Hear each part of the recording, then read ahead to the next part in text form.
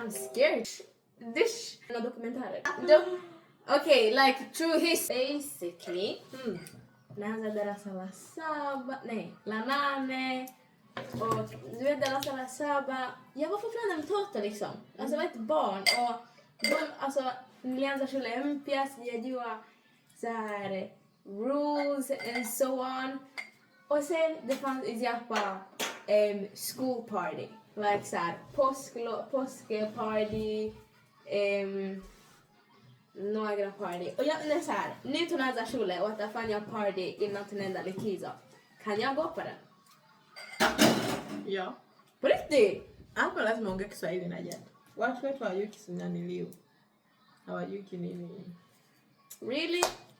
Kiswedish. Really? So naanza darasa la 8 in about 3-4 weeks or like 6-7 weeks. 6-7. I'm a little bit scared. Niko na hofu kwamba itaenda vibaya shule. Kwa sababu darasa la 7 it went like up and down. Ilienda up and down.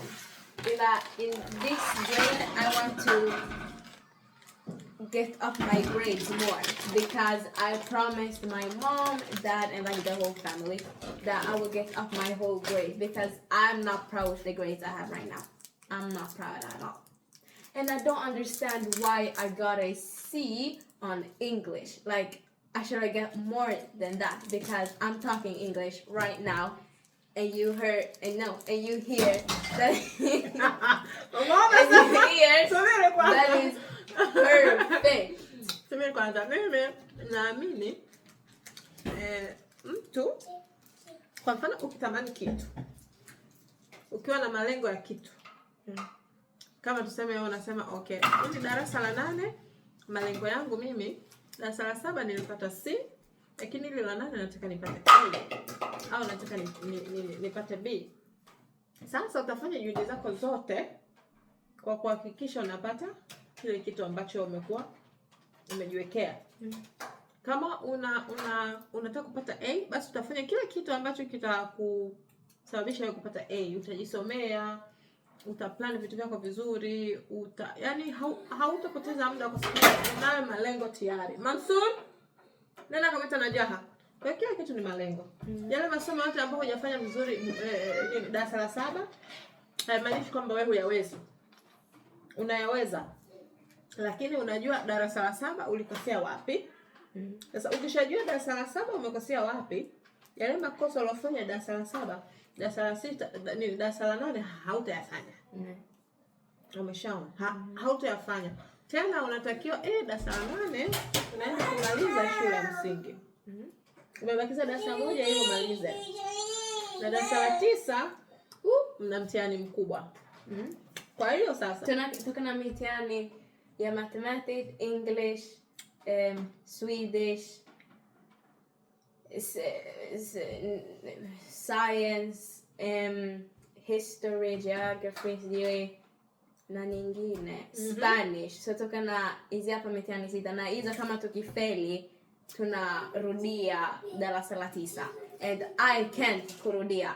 So like if I get a like C, I'm happy because I tried my best, but like I can't like redo the class. I'm like no. If they say to me that I have to redo the class, I'm like no. I'm not the person you're talking to right now. Usifikirie hivyo na sidhani kama unaweza kurudia klasi yoyote. Kwa sababu nilifanya mitihani 3 darasa la 6.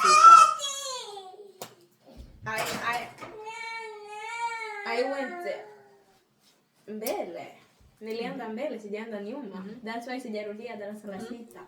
Ushauri ni kwamba tu pangilia namna unavyojisomea. Pangilia vizuri muda wako. Pangilia vizuri muda wako ili uweze kufikia hayo malengo yako ambayo unataka kufikia. Yani kusoma, kusikiliza darasani mwalimu akiongea, hujaelewa usikae kimya. Hujaelewa inua mkono. Mwalimu yuko pale anafanya kazi yake. That's the problem. I'm scared to ask because it would seem that I'm stupid. Sio kweli. Kama mwalimu anafundisha, kwanza lazima uelewe mwalimu ile pale ni kazi yake. Kazi yake ni kukufundisha wewe mpaka uelewe. Kwa hiyo kama anafundisha na wewe ukakaa kimya, yeye mwalimu anajua umeelewa. Lakini kumbe unakuwa hujaelewa. Kwa hiyo kama hujaelewa, fanya kama vile uko peke yako darasani wewe na mwalimu. Umeshaona? Kwa sababu wewe uko pale kujifundisha vitu. Hauko pale kwa ajili ya watu wengine. Kwa kama hujaelewa, unainua mkono hivi, mwalimu samahani, unaweza kurudia tena. Sijaelewa. Umeshaona? Usikubali mpaka mwalimu kipindi kinaisha, mwalimu anatoka nje ya darasa na wewe bado hujaelewa. Kwa sababu hapo ndio inakuja shida, hautoelewa. Hautoelewa na klasi zingine hautoelewa.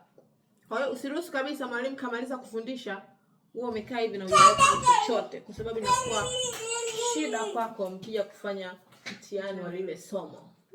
Umeshaona? Kwa hiyo kanuni ya kwanza, mwalimu ameingia kufundisha, hujaelewa, unamwambia mwalimu samahani, sijaelewa kitu chochote, au nimeelewa hapa mpaka hapa, au hapa hivi unamaanisha kitu gani?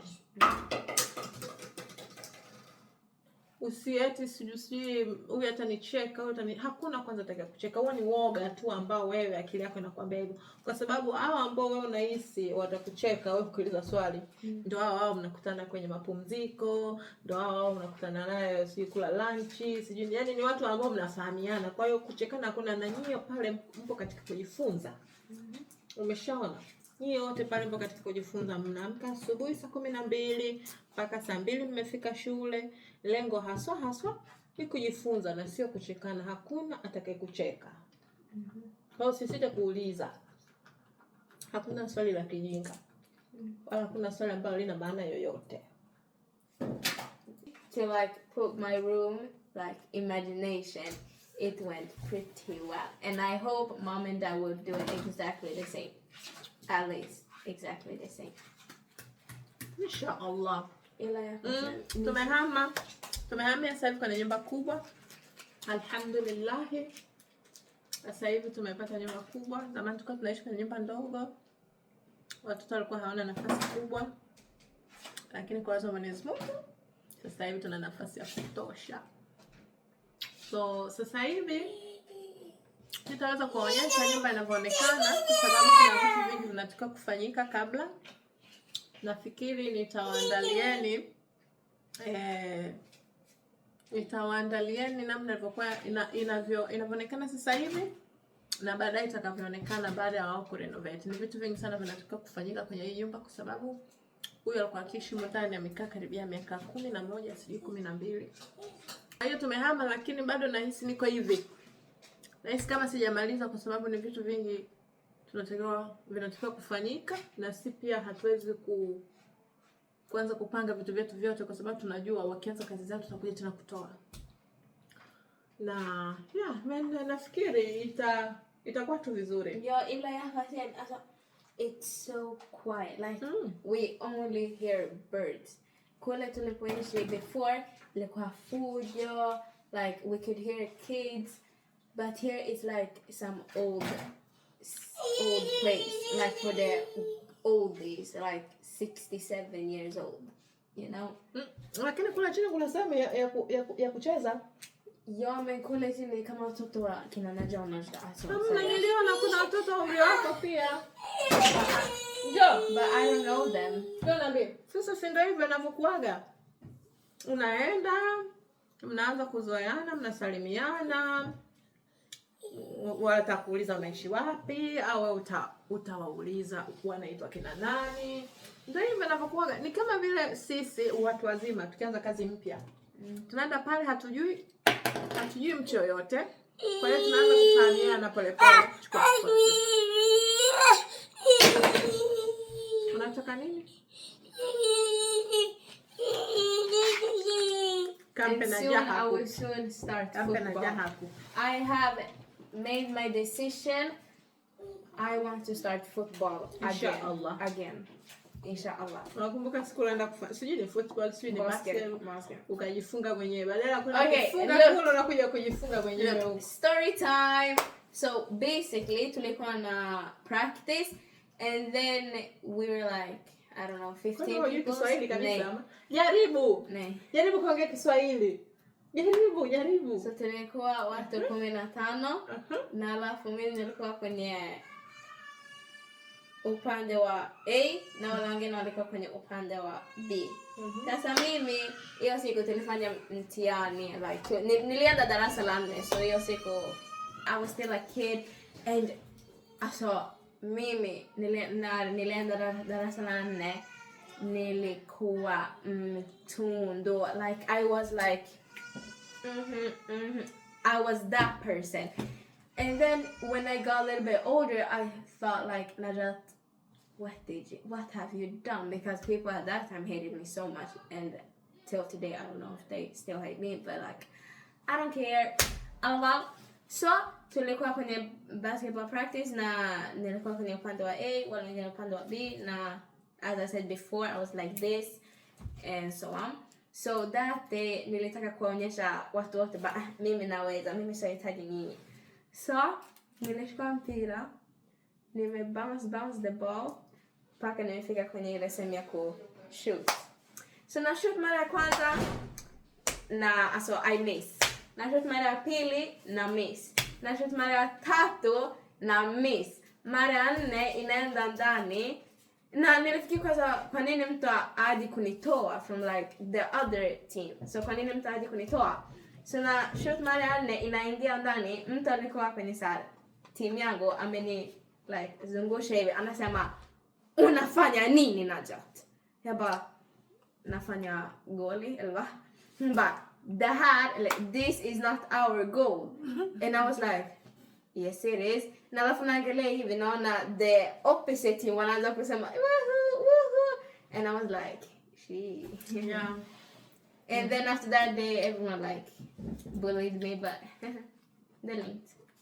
But then, nilienda kwenye basketball for like 1 year, and then nilianza football darasa la 5.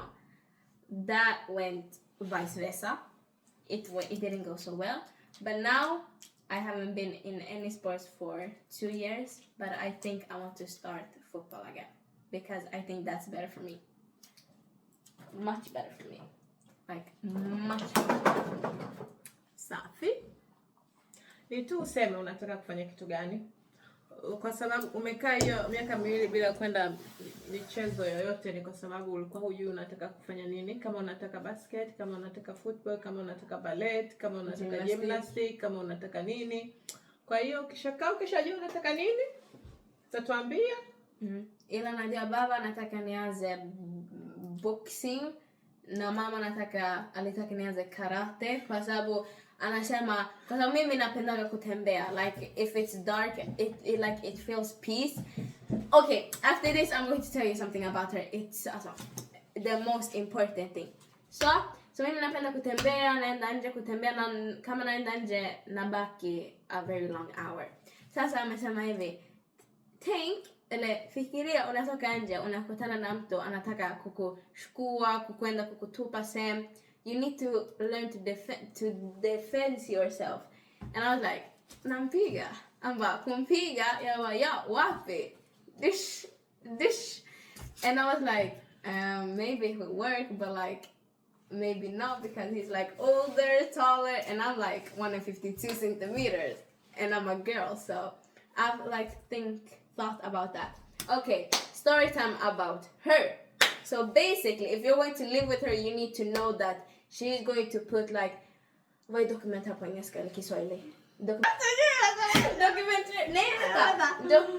Okay, like true history, like true stories that happened for like 165 years ago, and she wants to watch it now. So yeah, so if you're going to live with her for like 1 week, you need to like be ready that she will. Do you know that last year a girl got like dumped outside the house? Did you know that a boy got killed by his own friends? Did you know this? Did you know that? Like, I have to live with that every time. So every time I wake up, did you know that BBC like put on TV, a boy died yesterday? And okay, how's that my okay? In the life when like June, but like I don't know the guy. And she will always have a reason to stop me to do something. So let's say... Okay. Sawa Najat. Nej, alltså jag är inte klar. Let's say I'm going out, like, I don't know, like 18:00. New sequel. Hur? Alltså säg vi i summer, so it's very light. New sequel. Why? Did you know? Last year, nalla fatanza kuleta, nalla fatenda like deep in the history. Nalla fapo nitachoka, but vet vad nenda tumali kwangu. And then it's like that. So be ready to live with her someday. Tutakuwa na show nyingi ya mimi na wewe. Yeah. Tayari tunazungumza Yeah. nini? Borde ha en podd. Iko nzuri. Yeah. Soon I will start my own business making flowers like by ribbon, if you know what that is. So yeah, I really would appreciate if you can follow my journey. January, February, March, April. Now I know why I got C on English. January. So you can. I don't know why. I don't know when I will start, but when I get the things, I will like post on my Instagram. So don't forget to follow. Tutakuwa tunafanya pod. Ndio ni podi? Pod. Pod. Pale nitakuwa naongea mimi na Najat kuhusiana na kila kitu. Fett bra. Nej, very good. Very good. Very good, very nice. Very good, very nice. Okay, guys. Okay, guys. Bye bye.